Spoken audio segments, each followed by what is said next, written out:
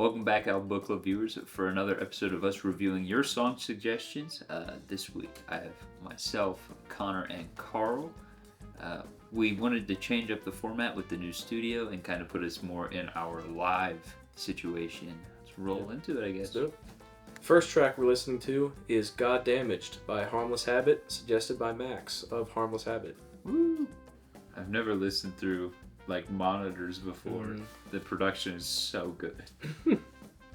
I mean this with no bias whatsoever. 10 out of 10.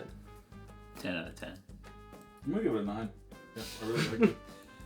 I say this is definitely much more Connor and I's groove as far as day-to-day listening. This is like my get up and get going in the morning song. This is the first song on the playlist for the drive to work. I really enjoyed kind of the different parts in it.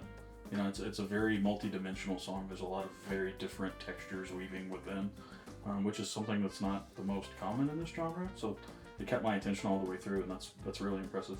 I think I saw a TikTok video of them explaining that part of it, of them just showing the different stages of production. They had a little series where they did a few of those. There's really good production on this track as well. I think, I listened through monitors and it's just, I couldn't really pick anything apart. I disliked it. It was mixed just right for my ears. Yeah, this is a plug, but this is not a... This is also not a plug. Go listen to the song. Yeah, actually truly go listen to the song. Ready to move on? Yeah. Next up is Love Me for Life by Brockhampton, suggested by Jess.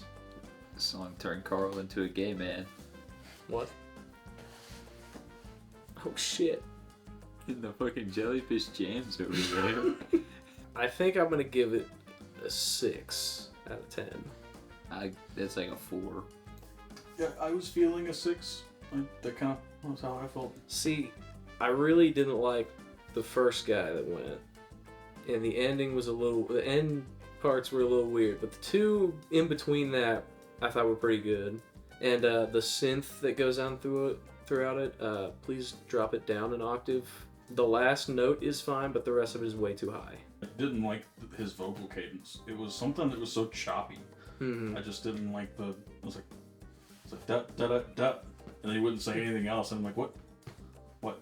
Why don't you fill in the rest of that space or not say things so dry? I don't know. It was at like a 6 out of 10 the whole way until somebody said Bobby Marley as a line. Just pick a different name that rhymes with the last statement. Don't change Bob to Bobby, man. It's just stupid. Like, for it to rate much lower than like a 6, I have to want to turn it off. So, but I didn't feel that way this time. We ready to get into the next song? Yep. The next song is called Bowl by Bombay Gasoline, suggested by Greg, the drummer of Bombay Gasoline, on TikTok.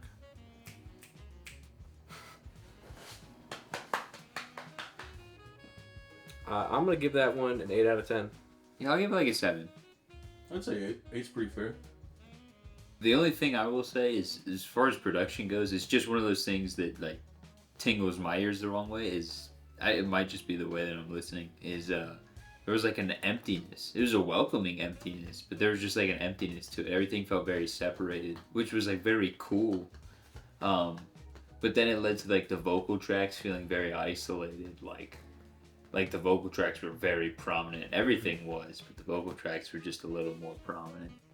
So just maybe dialing those back a little. What was happening, I think, based on what Carl was saying, the pedal is when you have like 2 octaves down, it breaks every once in a while. Just like the signal breaks, and that's what it felt like was happening, because there was some sort of extra kind of like...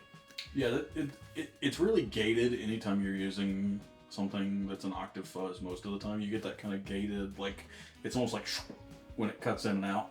That's part of the tone. I mean, this whole thing just had this really vintage vibe, and it kind of reminded me of a lot of like late 60s stuff, and then, some of the different Zeppelin stuff, and the vocalist kind of reminded me of parts of Heart. So I mean, it kind of had that kind of vibe, that classic rock kind of thing going on, in a lot of different eras. So it made sense.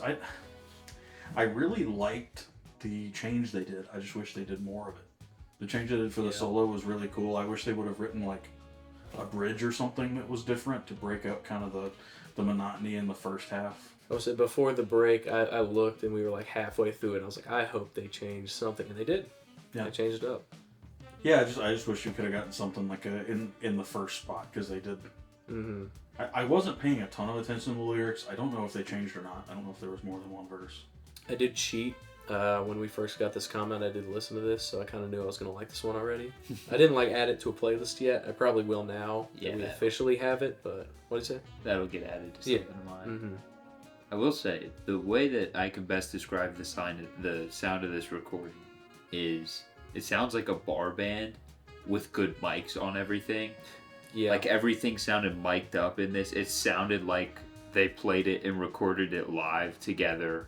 I doubt that's what it was, but that was the feel of the song. So I think that was a pro. It's just very vintage sounding. You know, at first I was like, man, they really could have kind of skewed the bass a little bit. It was a little bright for my taste, but the more it went on, I was like, oh, that was on purpose. So it did turn out really cool. I bet they recorded it all in one. I wasn't listening a ton. These aren't really loud enough for me to tell you a lot of that stuff, but usually you're listening for bleed and other mics to find out. You can usually hear drums in the guitar track is usually the big identifier of whether or not they recorded in one room.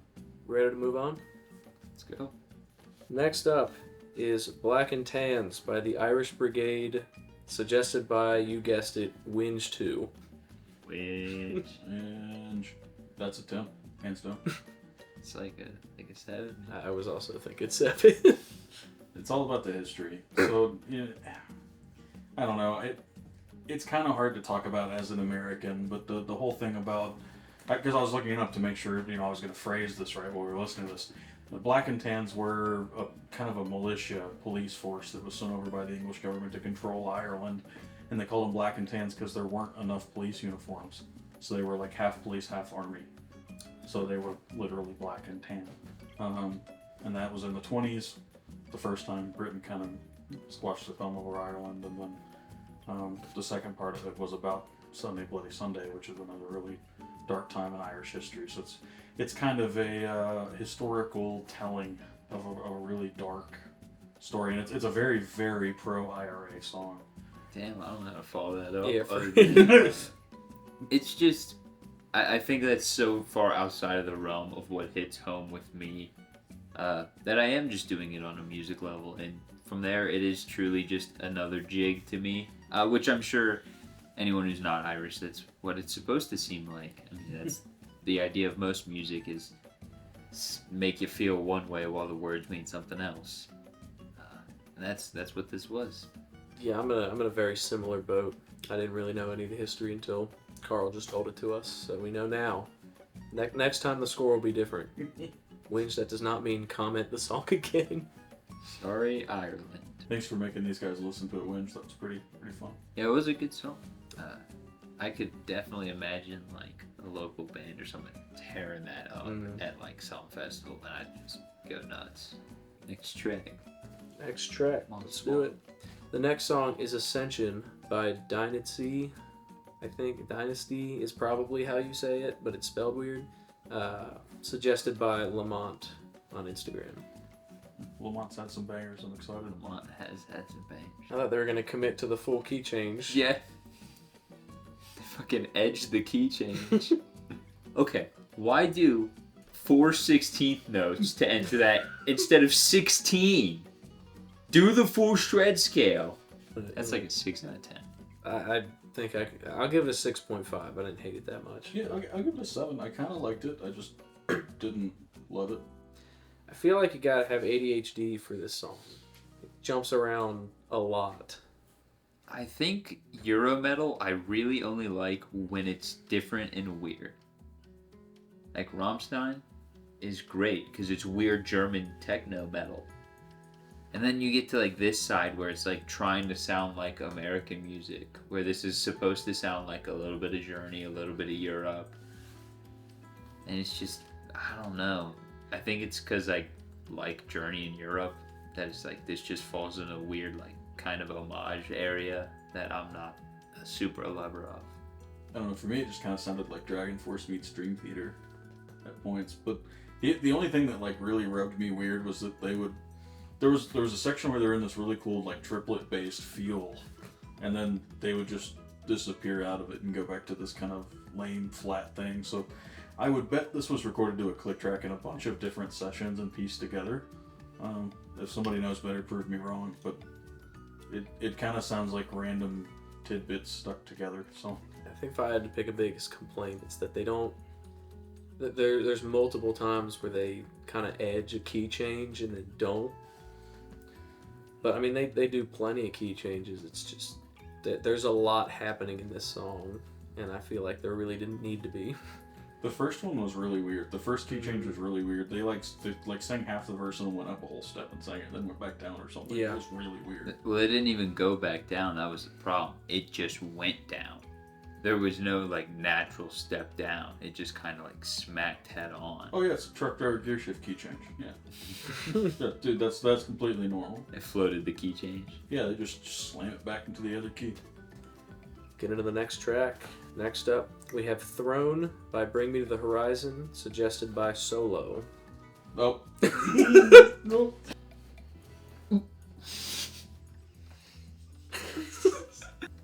Why was that last word so edited in there? It's like, everybody was a fall. Like, who did that? It's like a 6.75. I'm gonna give it a 7. 7.5. Yeah. I think it really was just so smack dab. This is a metal song. Like, it was a metal song, and it really told you it was. But it also had the kind of like the cool little fun beeps and boops and shit. So that's why it gets the 0.75, you know? It changed it up just enough, but not enough. I do have to give this, I might have to go back and give it a 7.75, because I think indirectly this song is the reason I listen to what I listen to now. I think this is the first track in this genre that I ever heard. I've always liked this song, but I think it's because I didn't have anything to compare it to until somewhat recently. I had a really interesting thought while listening to this. Not only did this just remind me so much of Linkin Park that I'm going to have to watch Transformers later, but it reminded me a lot of the CCM I play now, which is super funny. I play at a church every Sunday, and a lot of the breaks, a lot of the drops, a lot of the builds are literally the same as what we do every Sunday. So I thought that was really funny as I was listening to this. We ready to move on? Next song is Light the Way Home by Deanna Troy, I think.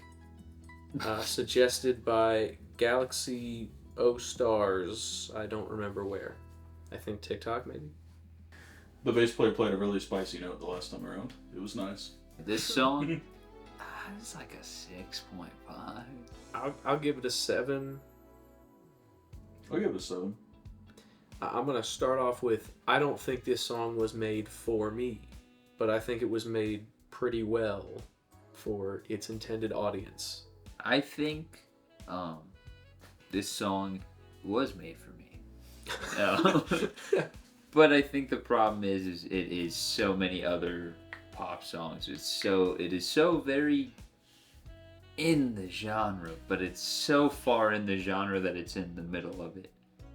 So it doesn't stand out in any way. I do think the singer has a great voice, and put her on a different track maybe would be absolutely amazing. But I think that this song is kind of just stuck in the middle there. I would like to hear it with a completely different arrangement, maybe with some more real instruments, probably. They may not be fake instruments, but they're definitely some MIDI stuff going on. I can hear the digital, and her voice is so good that I'm like, oh man. But that's part of the genre. That really is. I mean, you're dead on. It lives within its genre, and I didn't hate it. And if it came on again, I wouldn't feel bad. But it's not like Michael Bublé where it makes me cry. So it's fun. There were some harmonies towards the end I really liked, but I mean, other than that, it kind of leads into like a build-up a couple of times, and then doesn't really do anything with that. Not that I'm expecting it to turn into like a metal track or something after that, but it didn't really do and it just kind of went back to what it was before that. Yeah, but that's what this genre is. This is You gotta add something when it builds up, but it just goes because the drums they use for that build up are mixed kind of completely different from everything else, so it sounds like it's gonna go and switch to something else. and then it That doesn't. was really funny. There was a huge drum fill that built, and then the rug just pulled out from under you. Yeah. I was gonna say these drum grooves slap, but they don't belong in this song. They stick out like a sore thumb in a couple spots, and it's really funny because you're like, oh man, that's kind of funky, and the piano's playing ba ba ba ba over and over again. And you're like, why is that in here? I don't know. Love it. All right, we ready to move on? I'm sure the song will say it. All this is going to be on the screen right now, but I'm going to not try. This is suggested by WordSup. I don't remember where. That was a long time ago. This is really just a free shout out if you want that. So if you're trying to grow your page, comment a song. Dude, this went from gibberish to Trans-Siberian Orchestra. What the fuck? There's so many tracks layered. It's ridiculous. That's a 4 out of 10. I think I'll agree with a 4. Give it a 5. I didn't actively hate the song itself. I am an active fan of punk music that sounds like shit. And so I can handle bad production when it's on purpose. I don't think that this was the case. I think this was a case of, yeah, just add more tracks, it'll fix it. And it didn't fix it. It actually got quite bad, especially because some things weren't necessarily with the click on time or the guitar. If you played this with slinkies, I can guarantee you after 3 recordings, those strings were toast and you did 4 more. So there's just a lot of those things that when you put an album out, you need to be consciously thinking about. And when it's not a true, honest design from the get-go, it comes off bad. I very well could be wrong, but there were points where there were like 50 or 60 tracks going in that. I'm blown away by some of the stuff where like at some point they were playing different chord progressions on each of the instruments and they didn't gel at all. You know, there were some points where other things were going on. You know, the vocals didn't really feel like they belonged in the song. It's just the whole vibe of the song was wrong for what the vibe of the song should have been. I would have loved to hear this with one guitar track and a drum track and stripped back. You know, to probably what it should have been. Or maybe 2 guitar tracks, but not 30, however many I heard, you know. And to your point, yeah, definitely when they were multi-tracking, they were out of tune, or they need to learn how to set intonation on a guitar, or something is pretty rough at some points in that. But I don't know, I give them points for trying, because there was a whole lot of effort put into that. It's just a busy song and there's way too much going on. Like at the very beginning when there's not as much happening, there's like a pretty cool guitar going on and the bass, I was like, let's see where this goes. It's gonna be awesome. And then 40 other tracks started playing and I couldn't get a feel for what the hell was even happening. So it's just too many ideas going on at once. I think this is the case of it's either dudes who thought way too much about the musicianship of it, or dudes who didn't think at all about the musicianship of it. And so it's like, it's kind of lacking like songwriting, because it's very hard to write a song. It's very easy to say, I can write a song, but then it's hard to do it. It's missing the production. Yeah. The production is the problem. And the other thing I was going to point out is it very much sounds like the whole band mixed this together, because you can hear that at some point they were like, make the guitars louder, make the drums louder, make the vocals louder, make everything louder. And when you make everything louder, that's what it sounds like. When you just keep turning everything up until you can't anymore. That's very much what it sounds like. It just becomes this big muddy mess when you get loud, and a lot of that was loud. So ear fatigue's not a joke. I don't take it seriously. All right. Speaking of ear fatigue, we have another track. Next up, we have Old Yellow Bricks by Arctic Monkeys, suggested by Spotted Rock. I think I gotta give this a 6.5. I think I'm gonna agree with you. 6.5. I'll give it probably a 7, because this album's got to be a 9, not maybe a 10, honestly. So I mean, it's one of the weaker tracks on the album, but it's still a killer track. Let's say I liked the one we did in the last video way better than that one. I don't know. I just don't think this song really did that much. I think give this track context and it's better. Yeah. But I think when you put this in this kind of random song listening, it's very much one thing the whole time, pretty much. Mm-hmm. And then I know I haven't heard all of this album, or at least if I have, it hasn't been in a long time. And I'll go ahead and say, like, I have a bunch of nostalgia for this stuff. You know, this album, and I think 2 albums before it are pretty much the thing. They're pretty much the origin of these albums. So, I just have a lot of fond memories of listening to this stuff. So, I recognized it immediately and knew which album it was off of and stuff. So, This sounds like a B-side song, but there's no album in the context of this. So for it to still sound like that, I think it is also. This is in the latter half of our review. That could also be setting it could in. be. But I really do think a lot of it comes down to that. It is that down, wow, like the whole time, which is fun, I'm sure, with the rest of the album. But just, I don't know. I think given no context, this wouldn't fit into a lot of places on my own playlist. So. The final verdict is just not my favorite Arctic Monkeys song. Pretty much. Yeah, let's go to this last track. Let's get into it. This last song is I'm a Thug by Trick Daddy, suggested by Herman Palmer. I'd give that like a 7 out of 10. I'll give it a 7.5. Kind of like it. this is like the last song. I have memories of this era of this artist, and that makes me give it like a 4. So. Damn. I think all of my problems do come from this song. Definitely sounds like it is designed to be stuck in a child's head, and it is not appropriate for children. That's chill. I fuck with the song, and I fuck with the vibe of the song because it reminds me of being a kid. It's a nostalgia hit. Every like hatred that I have for this artist is just because of middle school memories. I mean, that's literally it. It's just because of I was in middle school when Let's Go came out. And I remember everybody being like, yeah, and like people being like, oh man, your band knows Crazy Train, and being like, that's that song. Me having to explain that that's Crazy Train and not Let's Go, and get mad when we didn't do the rap verse. I mean, there's just a lot of hatred that the song doesn't deserve, so I'll keep it to myself this time. Thank you for joining us for another song review. If you would like to see your song reviewed, drop it in the comments along with the artist's name, and we will add it to our list to get reviewed in a future video. Don't forget to like, comment, and subscribe. I'll see you next time.